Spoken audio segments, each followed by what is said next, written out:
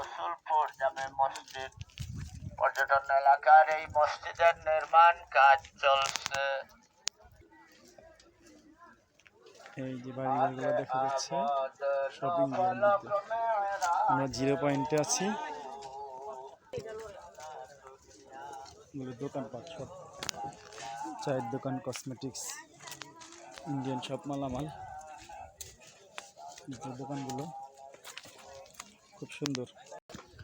আমরা ধীরে ধীরে ইন্ডিয়ার সুরমা নদীর ভিতরে নামতেছি, নিচের দিকে সুরমা নদীর দিকে যাচ্ছি আমরা ইন্ডিয়ার ভিতরে। এই যে এটাই সুরমা নদী, এটাই সুরমা নদী। আমরা সুরমা নদীর নিচ দিকে নামতেছি।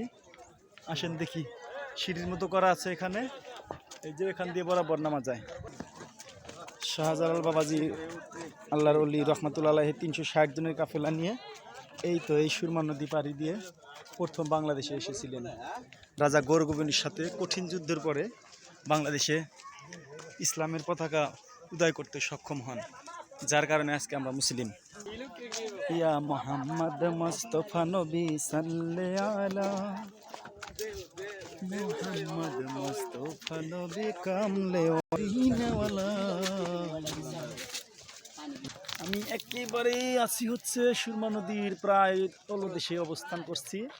হ্যাঁ, এখান থেকে ওই যে ডিঙ্গি নাওগুলো দেখা যাচ্ছে, ওই যে ওখানগুলো ভাসন্ত অবস্থায় ছিল, এখন পানি নাই।